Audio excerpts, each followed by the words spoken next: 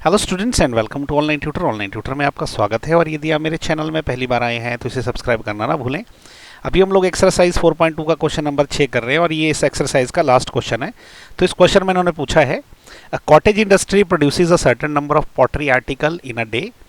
It was observed on a particular day that the cost of production of each article in rupees was 3 more than twice the number of article produced on that day. If the total cost of production on that day was rupees 90, find the number of article produced and the cost of each article. Okay तो इस तरह के question को क्या करना होता है, सबसे पहले जो हमसे पूछा गया ना वो हमने मान लेना होता है। ओके तो इन्होंने क्या पूछा है, find the number of article produced, okay, और कॉस्ट पूछा है ईच आर्टिकल का। तो हम ऐसा लिख लेते हैं कि let the number of article produced, इसको आप x मान लो। तो अब इन्होंने क्या बोला है कि cost of production of each article in rupees was 3 more than twice the number of article produce, मतलब जितने आर्टिकल प्रोड्यूस किए इन्होंने, आर्टिकल कितने प्रोड्यूस किए x, इसको 2 से गुणा कर दो, इसमें 3 जमा कर दो, तो ये ईच आर्टिकल का कॉस्ट निकल जाएगा। ओके तो हम ऐसा लिखेंगे कि which implies cost of each article, ये कितना है 2x प्लस 3, ये यहीं पे दिया हुआ है। ओके और इन्होंने क्या बोला है कि एक पर्टिकुलर डे पे टोटल कॉस्ट है 90 रुपए। तो टोटल कॉस्ट कितना आएगा, जितने आर्टिकल प्रोड्यूस किए वो 2x प्लस 3 यानी कि, और उसको नंबर ऑफ आर्टिकल से मल्टीप्लाई कर दो, तो ये बन जाएगा टोटल कॉस्ट। और ये किसके बराबर रहेगा, ये 90 के बराबर रहेगा। ओके तो ऐसा हम लिखेंगे, इसका मतलब कि अकॉर्डिंग टू क्वेश्चन, इस क्वेश्चन के हिसाब से क्या है, ये जो 2x प्लस 3 है, जब मैं इसको x से मल्टीप्लाई करूंगा तो ये टोटल कॉस्ट है एज पर स्टेटमेंट, और ये दिया किसके बराबर है, 90 के बराबर दिया है। ओके तो बस अभी क्या, इसको हम सॉल्व करेंगे, उससे क्या होगा, क्वाड्रेटिक इक्वेशन बनेगी। फिर जब उस क्वाड्रेटिक इक्वेशन का सोल्यूशन निकालेंगे तो उससे हमारे आंसर मिल जाएंगे कि कितने आर्टिकल प्रोड्यूस हुए और एक आर्टिकल का कॉस्ट कितना है। ओके तो देखिए इसको अभी खोलते हैं, इस x को जब अंदर मल्टीप्लाई करेंगे तो ये हो जाएगा 2x स्क्वायर प्लस 3x, और ये 90 जो है वहां पे प्लस का है, यहाँ पे आके ये माइनस का हो जाएगा। Okay so this is equal to 0। तो ये बन गई हमारी क्वाड्रेटिक इक्वेशन। अब इस इक्वेशन में जैसे मैंने आपको बताया, इसको हम मिडिल टर्म स्प्लिट करके करेंगे। तो मिडिल टर्म कैसे स्प्लिट करते हैं, हमें एक्स स्क्वायर है ना, इसका जो कोफिशिएंट है ये, और इस कांस्टेंट टर्म को मल्टीप्लाई करते हैं। तो हम 2 मल्टीप्लाइड बाय माइनस 90 करेंगे तो ये कितना आ जाएगा, ये आ जाएगा माइनस 180। ओके तो अब ये जो बीच की 3x है, यानी कि 3 है, हम इसको ऐसे स्प्लिट करेंगे कि उसको अगर जमा करें, 2 टर्मों में ऐसे स्प्लिट करेंगे तो 3 आना चाहिए, और वो 2 टर्मों को अगर मल्टीप्लाई करें तो ये माइनस 180 ही आना चाहिए, जो इन दोनों को गुणा करके आया। तो एक काम करते हैं, 180 के जो है हम पहले फ्रैक्शन निकाल लेते हैं, फैक्टर्स। तो ये हो जाएगा 90, ये 45।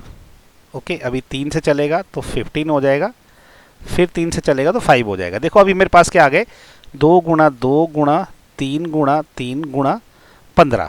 अब देखो अगर मैं 2 गुणा 2 हो गया 4, 4 3 12, 12 ले लूँ और 12 गुणा 15 ले लूँ, मतलब ये 3 एक साइड, ये 3 एक साइड, तो क्या हो जाएगा, ये मैं 12 ले लेता हूँ और ये 15 ले लेता हूँ।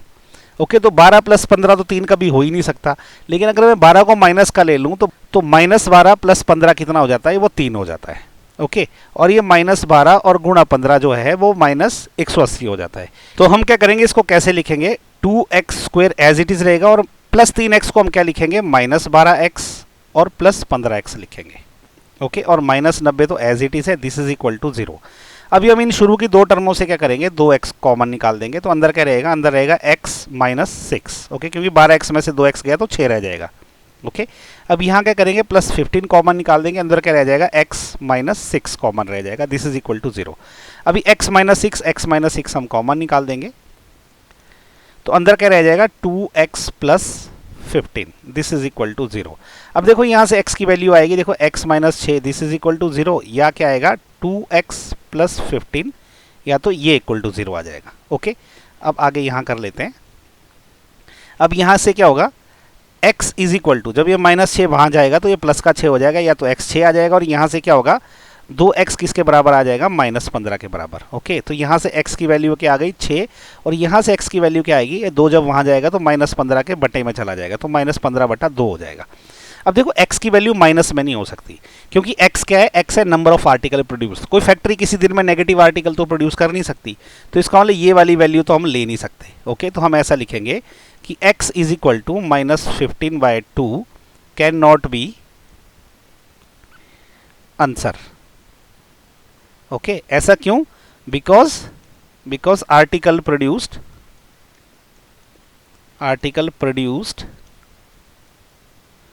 कैन नॉट बी, वो नेगेटिव नहीं हो सकते।